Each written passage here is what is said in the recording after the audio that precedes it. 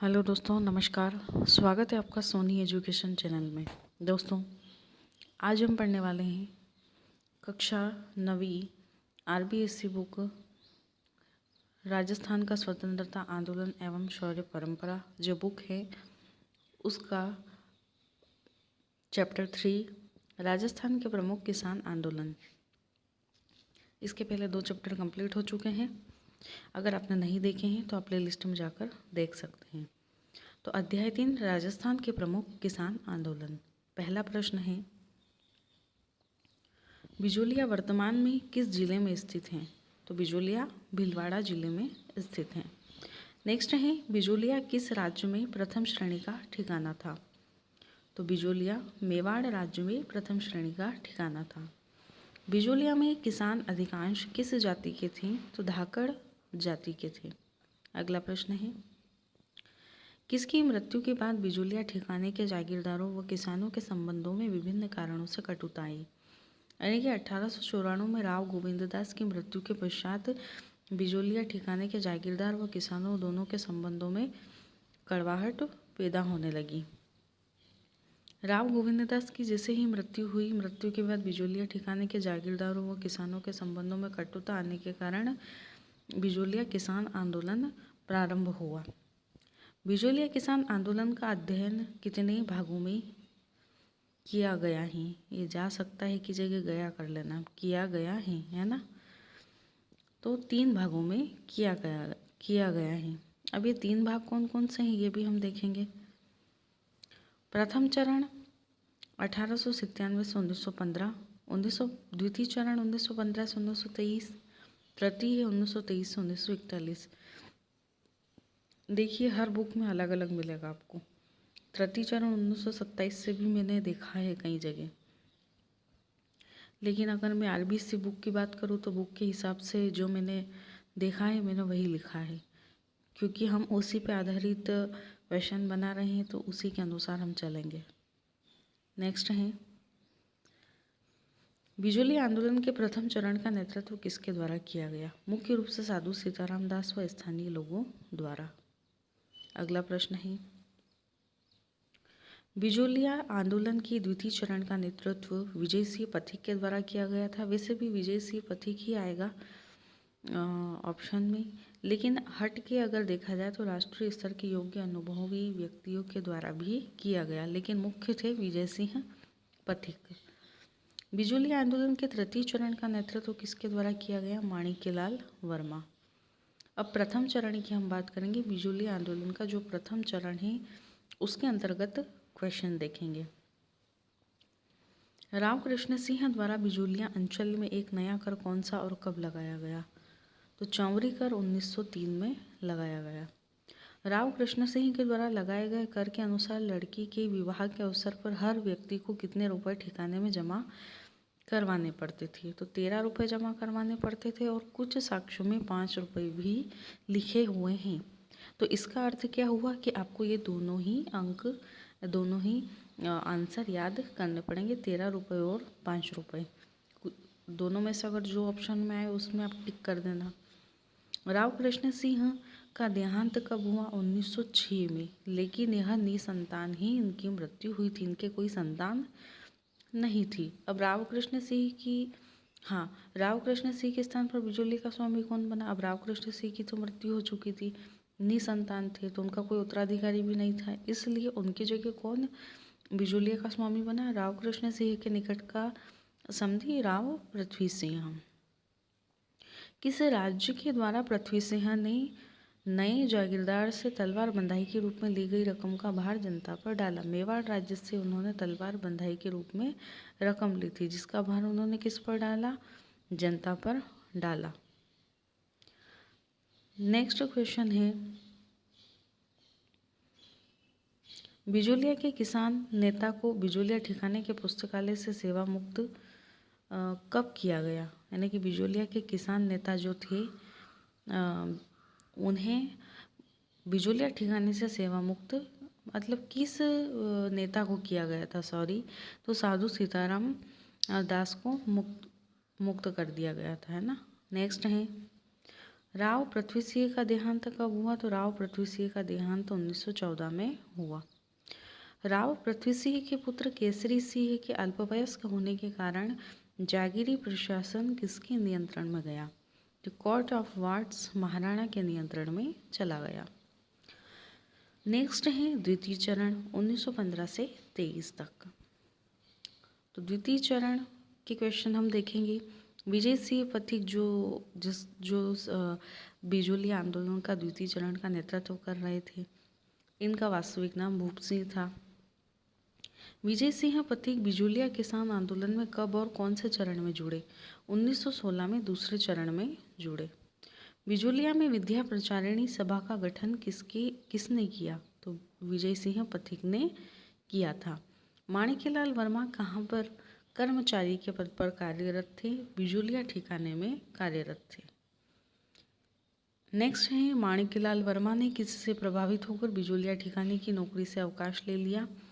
तो विजय सिंह पथिक से प्रभावित हुए ये, और इन्होंने फिर बिजोलिया में जो ये नौकरी कर रहे थे वहाँ से इन्होंने अवकाश ले लिया। अब इनसे प्रभावित हुए तो माणिक्यलाल वर्मा ने फिर आजीवन देश सेवा की दीक्षा किससे ली? विजय सिंह पथिक से।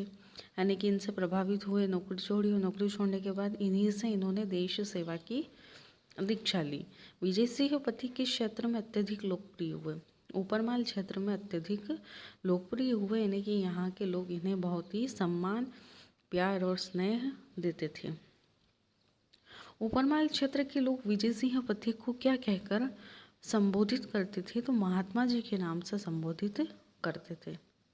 किस दिन और किसके तत्वावधान में पथिक ने किसान आंदोलन की क्रांति का बिगुल बजाया? 1917 में हरियाली अमावस्या के दिन ऊपरमाल पंच बोर्ड के तत्वावधान में किसान आंदोलन की क्रांति का बिगुल बजाया। द्वितीय चरण में है ना। नेक्स्ट है पथिक ने बिजोलिया किसान आंदोलन को राष्ट्रीय स्तर पर लाने के लिए किस समाचार पत्र के संपादक से संपर्क किया? तो प्रताप नामक जो समाचार पत्र चलता है, आपने हिंदी में कई बार पढ़ा होगा। गणेश शंकर विद्यार्थी इसके संपादक थे। इनसे पथिक ने संपर्क किया बिजोलिया किसान आंदोलन को राष्ट्रीय स्तर पर लाने के लिए, ताकि समाचार पत्र के माध्यम से यह लोगों में जागरूकता पैदा करे। नेक्स्ट है किसने बिजोलिया किसान आंदोलन संबंधी जानकारी प्राप्त करने के उद्देश्य से पथिक को मुंबई आमंत्रित किया था? महात्मा गांधी ने। महात्मा गांधी जी ने ऊपरमाल के किसानों की स्थिति की जांच करने हेतु किसे बिजोलिया भेजा? अपने निजी सचिव महादेव भाई को। अब ये भी याद रखना कि गांधी जी के निजी सचिव थे ये, है ना। एक प्रश्न ये भी है। महात्मा गांधी के नेतृत्व में भारत में असहयोग आंदोलन की शुरुआत कब हुई? अगस्त 1920 ईस्वी में। नेक्स्ट है असहयोग आंदोलन में कितनी लागतों को समाप्त किया गया? 35 लागत को। असहयोग आंदोलन कब समाप्त हुआ? 1922 को। तृतीय चरण किस पंचायत में? तृतीय चरण सन मैंने ऊपर भी दे रखे हैं, एक बार आप यहाँ पे भी देख लीजिए, आप कंफ्यूज मत होना। 1923 ही आएगा, क्योंकि मैंने कंफ्यूज हो रही थी मैं खुद भी, तो मैंने गूगल पे भी सर्च किया था, तो उसमें कुछ जगह 1927 भी दे रखा है। यानी कि आप जितनी पुस्तकें पढ़ोगे उतना अलग अलग आपको मिलेगा। लेकिन माध्यमिक शिक्षा बोर्ड से संचालित जो बुक है उसमें गलती की गुंजाइश मुझे नहीं लगती कि वहाँ रहती है, और उसी के अनुरूप प्रश्न बनेंगे। रीट के भी क्वेश्चन वहीं से लेंगे, और आपका जो सिलेबस उसमें भी लिख रखा है कि आप बोर्ड की जो बुक है वह पढ़ें। तब उसी के अंदर से अगर आपको फिर भी डाउट है तो एक बार बोर्ड की बुक ही उठा के देख लीजिएगा, मैंने वहीं से ये लिया है। आप कंफ्यूज बिल्कुल मत होना। हाँ, अगर 27 हो 23 की जगह तो वो बातें लगी ऑप्शन में, लेकिन अगर 23 आता है तो 23 ही लगाना है। किस पंचायत में रामनारायण चौधरी और माणिक्यलाल वर्मा उपस्थित हुए? 1927 में हुई किसान पंचायत में। नेक्स्ट है मेवाड़ के दीवान टी विजय राघवाचार्य ने किसे और कब बिजोलिया भेजा ताकि किसानों की समस्या का समाधान हो सके? राजस्व मंत्री डॉक्टर मोहन सिंह मेहता को। बिजोलिया किसान आंदोलन कब समाप्त हुआ? 1941 को। नेक्स्ट बेगू किसान आंदोलन मेवाड़ 1921 में प्रारंभ हुआ था और मेवाड़ क्षेत्र में हुआ था। बेगू किसान आंदोलन 1921 ईस्वी में शुरू हुआ। बेगू किसान आंदोलन किसके नेतृत्व में शुरू हुआ? राम नारायण चौधरी के नेतृत्व में। बेगू के किसान 1921 में किस स्थान पर एकत्रित हुए? मेनाल के भैरवकुंड नामक स्थान पर। बेगू किसान आंदोलन के प्रमुख नेता रूपाजी व कृपाजी कब शहीद हुए? तो यह 1923 में शहीद हुए थे। देखिए, एक प्रश्न यहाँ से ये भी पूछा जा सकता है कि रूपाजी और कृपाजी धाकड़ का संबंध किस आंदोलन से था? तो बेगू किसान आंदोलन से। ठीक है, और शहीद कब हुए थे? 1923 में। बेगू के ठाकुर अनूप सिंह एवं राजस्थान सेवा संघ के मध्य जो समझौता हुआ उसे किस समझौते की संज्ञा दी गई? बोल्शेविक समझौते की संज्ञा दी गई। ये भी पूछा जा सकता है कि बोल्शेविक समझौता किनके मध्य हुआ? तो आपको ये भी याद रखना है क्वेश्चन में कि बेगू के ठाकुर अनूप सिंह और राजस्थान सेवा संघ के मध्य में। नेक्स्ट है भरतपुर किसान आंदोलन। भरतपुर किसान आंदोलन के अंतर्गत अब हम देखेंगे भरतपुर में कितनी भूमि राज्य के नियंत्रण में थी? 95%। भरतपुर की वे जातियां जो समान हैसियत रखती थी कितनी थी? 5 थी। ब्राह्मण, जाट, गुर्जर, अहीर एवं मैव कमोबेश। भरतपुर राज्य में नया भूमि बंदोबस्त कब लागू हुआ? 1931 में।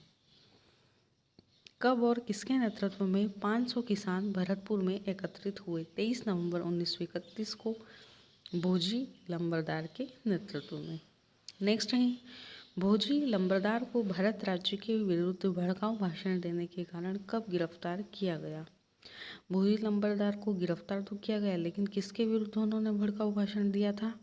भरतपुर। और कब गिरफ्तार किया गया? नवंबर 1931 में।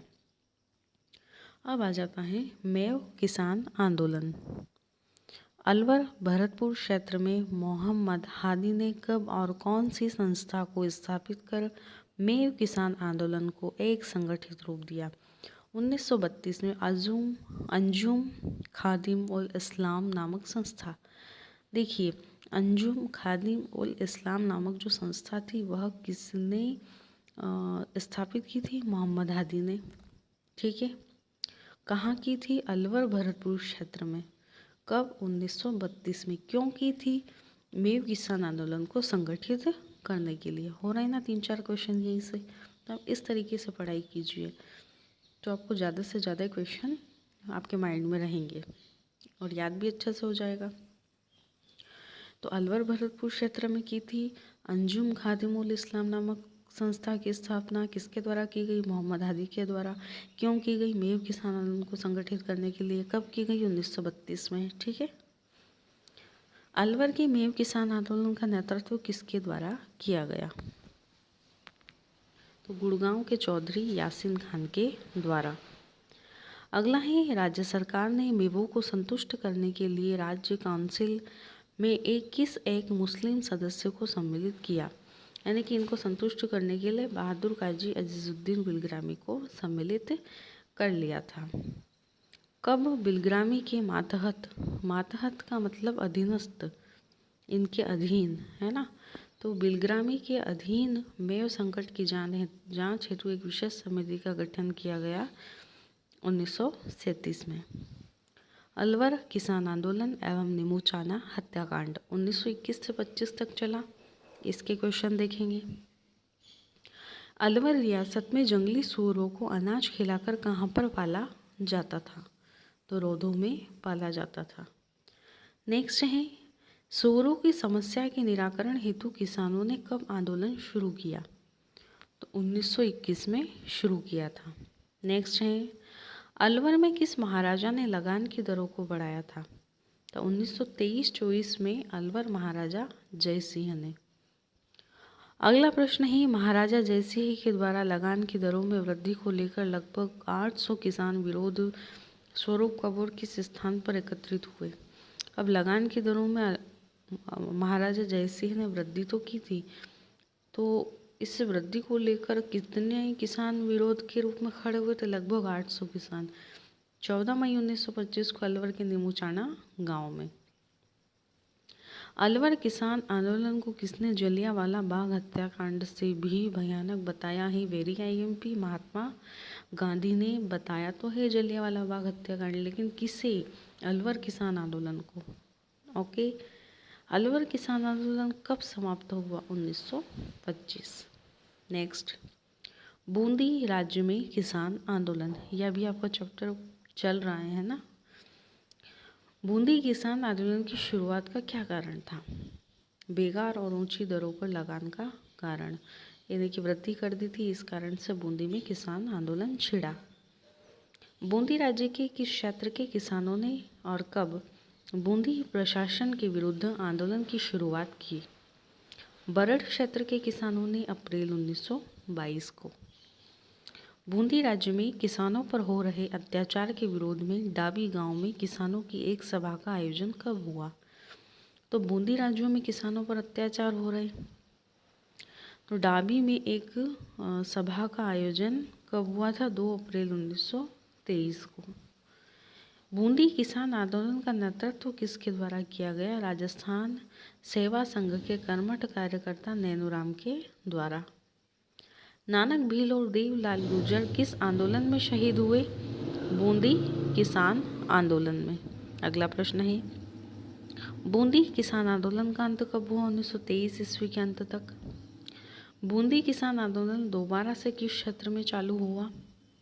1936 ईस्वी में बरड़ क्षेत्र में। कब और किस स्थान पर 90 गांव के गुर्जर मीणा किसानों के 500 प्रतिनिधियों का एक विराट सम्मेलन हुआ? 5 अक्टूबर 1936 ईस्वी को हिंडोली में स्थित हुडेश्वर महादेव के मंदिर में। और कितने गांव के मीणा किसान थे इसमें? 90 गांव के। ये भी पूछा जा सकता है कि हिंडोली में स्थित हुडेश्वर मंदिर में जो एक विराट सम्मेलन हुआ उसमें कितने किसान थे या कितने गांव के गुर्जर थे? तो 90 गांव के किसान थे। उनकी जाति क्या थी? मीणा थी, है ना। किसी भी तरीके से पूछ ले, आपको अपनी तैयारी अच्छे से रखना है। नेक्स्ट है, जयपुर राज्य में किसान आंदोलन। जयपुर रियासत में किसान आंदोलन के मूल केंद्र कहाँ कहाँ थे? राज्य के पश्चिमी भाग में स्थित शेखावटी, तोरावटी, सांभर, शिखर और खेतड़ी के ठिकाने थे। जयपुर किसान आंदोलन का श्री गणेश किस ठिकाने से प्रारंभ हुआ? सीकर से। सीकर में 1922 ईस्वी में किस महाराजा ने भूमि कर में 20 से 50% वृद्धि की? नए राव राजा कल्याण सिंह ने। सीकर आंदोलन की गूंज कहाँ पर उठी? केंद्रीय असेंबली एवं ब्रिटेन के हाउस ऑफ कॉमन्स में। किसने राव राजा को सलाह दी कि वह अपने ठिकाने में नियमित रूप से भूमि बंदोबस्त की व्यवस्था करे? राव आएगा, है ना। ब्रिटिश सरकार ने। राव राजा द्वारा करवाए गए भूमि सर्वेक्षण में किसका प्रयोग किया गया था? तो राव राजा द्वारा जो भूमि का सर्वेक्षण किया गया था उसमें छोटी जरीब का प्रयोग किया गया था। नेक्स्ट है, सीकर के महाराजा कल्याण सिंह ने किसके नाम पर बीघा भूमि पर 2 आना भूमि कर वृद्धि की? यानी कि 1 बीघा भूमि पर 2 आना तो इजाफा के नाम पर। कब और कहाँ जाट सभा का एक अधिवेशन आयोजित हुआ? अक्टूबर 1925 ईस्वी में बगड़ शेखावटी में। ये भी याद रखना है कि बगड़ शेखावटी में जाट सभा का अधिवेशन हुआ था। ठीक है, आप केवल उत्तर ही मत याद रख लेना, थोड़ा प्रश्न पर भी ध्यान देना कि हाँ, अगर आंसर ही पूछ ले कभी कि बगड़ क्षेत्र में कौन सा अधिवेशन आयोजित हुआ था 1925 में, तो जाट सभा का। भरतपुर के किस नेता ने सीकर और शेखावटी के जाट किसानों को अपने अधिकारों के संघर्ष करने के लिए प्रेरित किया था? भरतपुर के जाट नेता देशराज ने। नेक्स्ट, बसंत पंचमी के पर्व के अवसर पर जाट महासभा के तत्वावधान में भव्य समारोह कब और कहाँ आयोजित हुआ था? 1932 ईस्वी में झुंझुनू में। किसके तत्वावधान में? जाट महासभा के तत्वावधान में।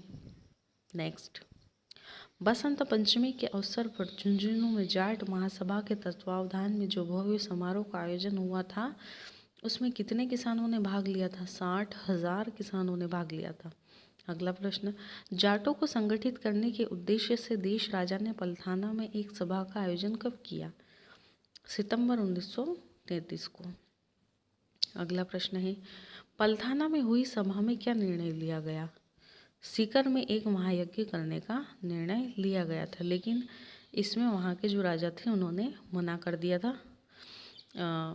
नेक्स्ट, राव राजा ने जाट सभा के सचिव चंद्रभान, अब ये याद रखना आपकी जाट सभा के सचिव कौन थे? चंद्रभान।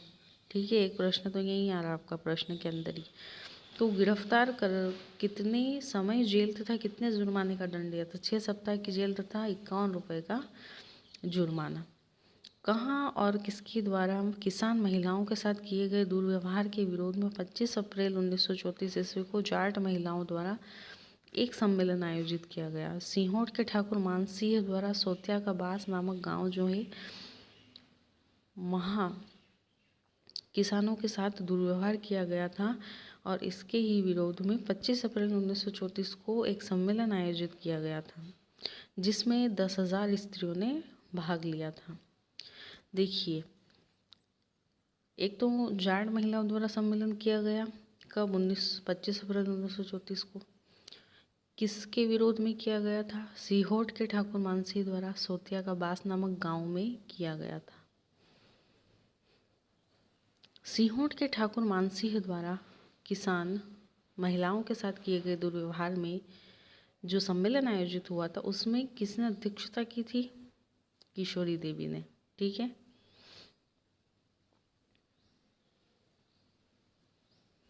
नेक्स्ट, कब और किसके आदमियों ने हनुमानपुरा ग्राम के जाट किसानों के घरों में आग लगाई, जिससे 33 घर जलकर राख हुए थे? 16 मई 1934 को हमीरवास के ठाकुर कल्याण सिंह के आदमियों ने हनुमानपुरा में जाट किसानों के घर में आग लगाई थी।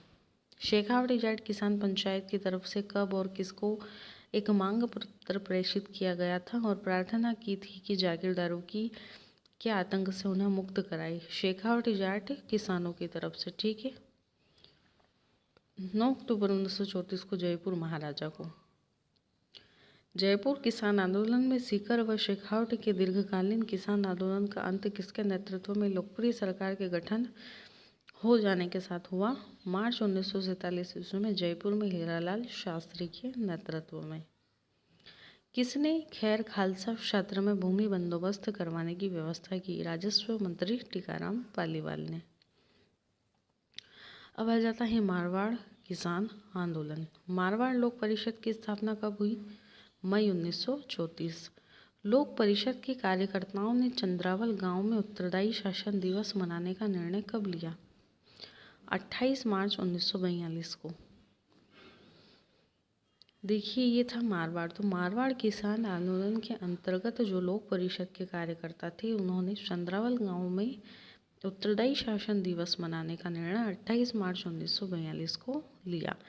मतलब अब ये याद रखना कि हम ये जो प्रश्न पढ़ रहे हैं वो मारवाड़ किसान आंदोलन से संबंधित पढ़ रहे हैं, तो वो माइंड में रहेगा तो आपको ज़्यादा आसानी होगी। कब डाबड़ा डिडवाना परगना गांव की किसान सभा और लोक परिषद की ओर से एक सम्मेलन बुलाया गया? 13 मार्च 1947 को। बीकानेर किसान आंदोलन। बीकानेर किसान आंदोलन के समय बीकानेर राज्य में कुल कितने गांव थे? 2917। बीकानेर किसान आंदोलन के समय 2917 गांवों में से कितने गांव जागीर क्षेत्र में थे? तो जागीर क्षेत्र के अंतर्गत 1394 गांव आते थे। किसमें से? 2917 जो गांव थे उसमें से 1393 जो गांव थे वह जागीर क्षेत्र में आते थे। बीकानेर आंदोलन के समय बीकानेर राज्य की जागीरी क्षेत्र में कितनी लागें विद्यमान थी? 37। अगला प्रश्न है, 1937 ईस्वी में किन किसानों ने लाल बाग के विरुद्ध आवाज उठाई? उदरासर के किसानों ने। दुधवा खारा गांव चूरू के पास का आंदोलन किस किसान आंदोलन से संबंध रखता है? बीकानेर राज्य किसान आंदोलन। दुधवा खारा किसान आंदोलन के प्रमुख नेता हनुमान सिंह थे। किसान नेता हनुमान सिंह को रतनगढ़ में पुलिस द्वारा कब गिरफ्तार किया गया? जून 1915 को। किसान नेता हनुमान सिंह पर देशद्रोह का मुकदमा कब चलाया गया? मुकदमा चलाकर कितने वर्ष का कारावास दिया था? 5 वर्ष का। स्वास्थ्य खराब हो जाने के कारण हनुमान सिंह को जेल से कब मुक्त कर दिया था? 10 अगस्त 1945 को। बीकानेर किसान आंदोलन में गोगामेडी गांव में कब और एक किसान सभा का आयोजन किया, जहां जागीर प्रथा के उन्मूलन के लिए नारा बुलंद किया था? अब जागीर प्रथा के उन्मूलन के लिए बीकानेर किसान आंदोलन में जागीर प्रथा के उन्मूलन के लिए जो नारा बुलंद किया था या एक सभा का आयोजन किया था, वो गोगामेडी गांव में किया था। और कब किया था? 30 सितंबर 1946 को। बीकानेर किसान आंदोलन कब समाप्त हुआ? 1948 को। बीकानेर के किसान आंदोलन में किसने लाल बाग बेगार को ना देने का बिगुल बजाया? तो कुंभाराम आर्य ने बजाया था। किसान यूनियन क्यों पुस्तक के लेखक कौन थे? कुंभाराम आर्य थे। तो दोस्तों, ये आपका चैप्टर आज कंप्लीट हो चुका है। मैं उम्मीद करती हूँ कि आपको वीडियो पसंद आई होगी और इसका कंटेंट भी पसंद आया होगा। दोस्तों, ये पूरा जितने भी 100 क्वेश्चन बने हैं, ये सारे ही मैंने चैप्टर के अंदर से लिए हैं और इसमें गलती की मुझे नहीं लगता कि कोई गुंजाइश होनी चाहिए, क्योंकि बुक के अंदर से अगर क्वेश्चन बनाए हैं तो सारे ही सही है। और अगर आपको कन्फ्यूज़न है तो आप कमेंट बॉक्स में कमेंट ज़रूर कीजिएगा। और या आप जो मैं बुक से क्वेश्चन बना रही हूँ, वो बुक आप अच्छे से पढ़िएगा एक बार। वैसे भी अगर आप बुक पढ़ेंगे तो काफ़ी टाइम जाएगा, इसलिए मैंने क्वेश्चन दिए हैं, तो आप ये क्वेश्चन अच्छे से कीजिए। वीडियो अच्छी लगी हो तो लाइक शेयर कमेंट ज़रूर कीजिएगा। चैनल को सब्सक्राइब करिए और ज़्यादा से ज़्यादा शेयर कीजिए। धन्यवाद।